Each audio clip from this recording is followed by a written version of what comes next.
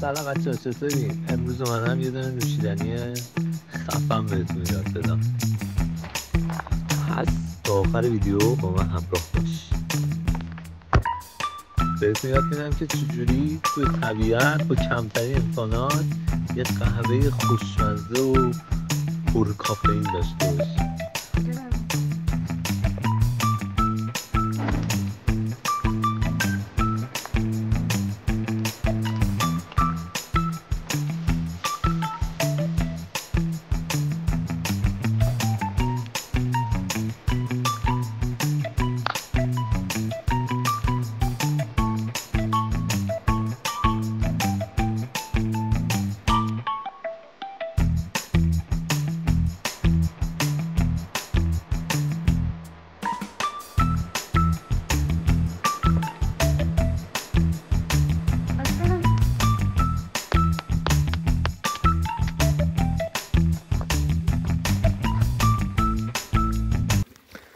خب بریم سراغ لوازم مورد نیاز. لوازم مورد نیاز: آب 1 لیتر نهایت و قهوه کلمبیا استفاده میکنم من، 100 عربیکا، کیفیت عالی. خب اسم این نوشیدنی ها من میخوام بزنم شراب قهوه.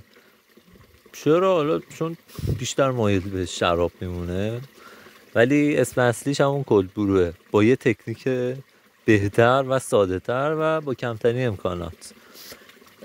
میتونیم کلا ما حالا با هر قهوه‌ای دم‌آوری کنیم، ولی بهتره که فقط با قهوه‌ای با کیفیت. خب داشتم میگفتم بهتره با قهوه‌ای با کیفیت مثل قهوه‌ای عربیکا، 100% عربیکا، حالا فرق نمیکنه کلمبیا اتیوپی، این روش رو دم‌آوری کرد و کلن هم 24 ساعت تا 32 ساعت دم‌آوریمون طول میکشه. اونم فقط قهوه رو میندازیم توی حالا بطری، بهتون نشون میدم، بعدش میندازیم توی یه جای خنک. حالا میتونه یخچال باشه، میتونه آب رودخونه باشه که من انداختم توی آب. امروز میندازیم، فردا برمیداریم. حالا بریم ادامه بهتون بگم چی جوری با این کار انجام بدیم.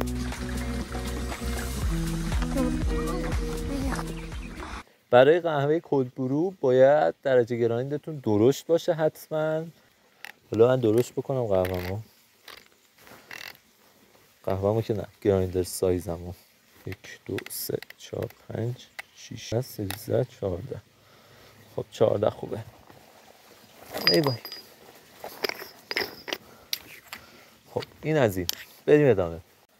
خب من یه چیز دیگه هم که یادم رفت بگم، این فیلترهایی که ما میخوایم ازش استفاده کنیم، فیلتر دمنوشه که یه سمتش برای حالا ریختن قهوه و دمنوش و اینجور چیزاست و یک سمت دیگه‌ش هم که اینجا برای بستن اینه، یعنی این میاد این بالا میچرخه بسته میشه. حالا اسمش چیه این فیلتر؟ اسمش هم در ادامه بهتون میگم. حالا بریم سراغ آسیاب کردن قهوه‌مون. من از آسیاب دستی استفاده میکنم. خب شما میتونید قهوه‌ای که مثلا دارید و بیرون یا میگیرید از کافه جایی میگیرید و خودتون ببرید آسیاب کنید.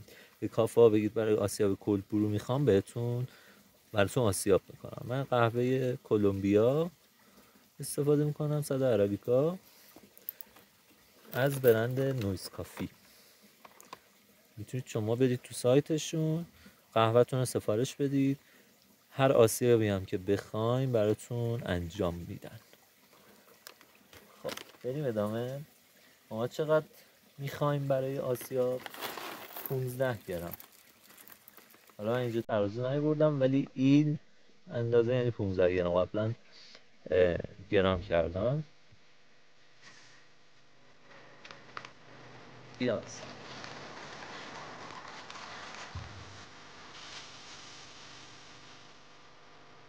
A few moments later. خب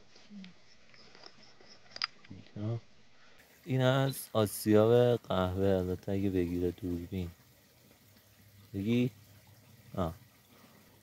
میدید چقدر سایزش.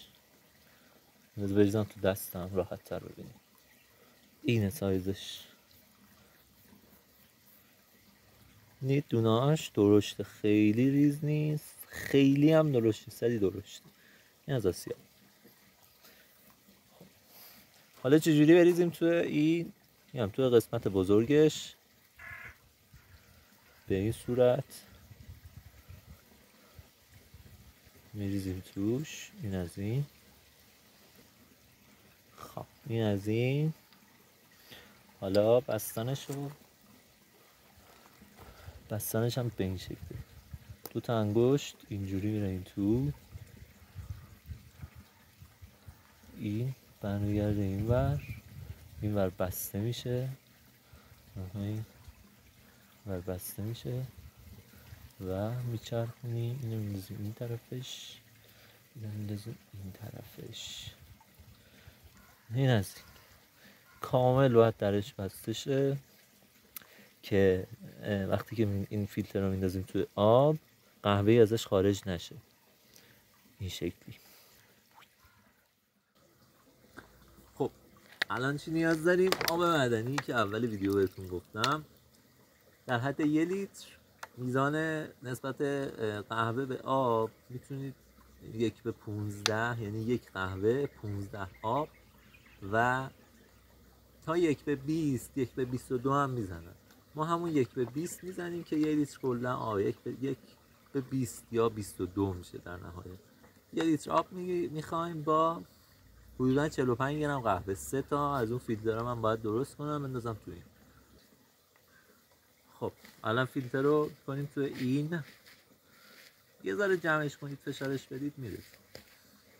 ولی خب این ظرف دیگه ای داشته باشید چه بهتر. یه ظرف شیشه ای یا کلمن هم میتونید، حالا هر ظرفی باشه درش بسته بشه، جای سرد باشه میشه. این از یکیش شد. درش رو میبندیم میره. خب شاید سوالتون باشه که فیلتر چیه، اسمشو از کجا باید تهیه کنیم. فیلترش یاکند نمیم چیه. بعد میتونید از فروشگاه ها یا لوازم یه بار مصرف فروشی تهیه کنید، یا پلاستیک فروشی فکر کنم داشته باشه، همونه دیگه، یه بار مصرف فروشی. آره همین. این فیلترش. بگید فیلتر دمنوش میخوام بهتون میدن.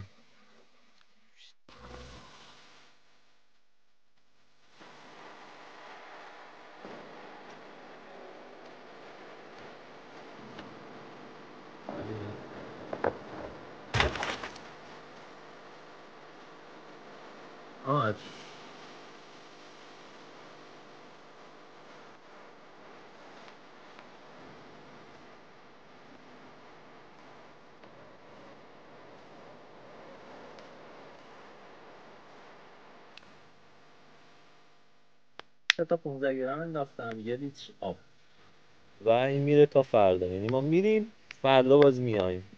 حالا کی گفتم اینو ما میبریم خونه دیگه. الان تو طبیعتی که میبرم خونه میزنم تو یخچال، فردا نشون میدم بهتون. One day later. خب 1 روز تقریبا گذشت. الان این شکلی شدش. کاملا تیره نشد، رنگش هم خیلی هم روشن نشد. به نظرم خیلی رنگ خوبیه برای کلد برو، یعنی باید این شکلی باشه. و حالا میخوام از این ظرف بریزم توی ظرف دیگه، چون این فیلتر هنوز توشه. اگه توش بمونه روزهای بعد طعم قهوه رو بد میکنه. این چی بد میکنه؟ یعنی طعمش به سمت گسی میره، میشه این چایی، یا طعمش به سمت تلخی میره. این جفتش هم میشه، هم گس میشه هم تلخ میشه. طعمای گس و تلخ برای قهوه خب طعمای خوبی نیست. برای همین من میخوام اینو انتقال بدم به یه ظرف دیگه.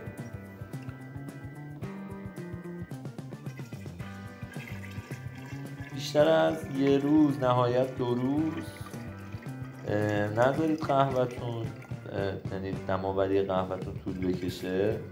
همون 1 روز و نیم 2 روز دیگه بردارید، فیلترش رو جدا کنید از قهوه که طعمش خراب نشه. این از این. اینم از فیلتراش. دوربین نشون بدم معلومه. حالا اینو دیگه کاری نداریم، میندازیم میره. حالا بریم سراغ طعم قهوه ببینیم چی جوری شد. این از رنگش یه کوچولو کدر شد، ولی خب بازم خیلی خوبه رنگش. چه رنگ نیمه روشن، خیلی خوب شده رنگش. حالا بریم امتحان کنیم چی جوری.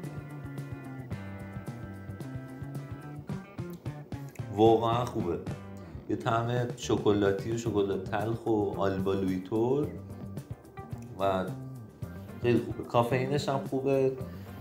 کافئینش میشه گفت جزو قهوه‌های پرکافئینه. چرا؟ چون از نظر زمانی همجواری آب و قهوه زمان بیشتری برده تا دم‌آوری بشه و بهتون حتما پیشنهاد میدم امتحان کنید. دیگه خیلی راحته، میتونید تو خونه سریع آماده کنید، در حد 5 دقیقه است و تو بیرون تو طبیعت. آقا یه پودر قهوه میخواد، یه فیلتر و یه آب، همین، چیز دیگه ای نمیخواد و بزنید دیگه، حال کنید دیگه. ویدیو بعدی چیه؟ میخوام با همین قهوه که براتون دم کردم نوشیدنی‌های دیگر رو بزنم. پس لایک و سابسکرایب فراموش نشه. فعلا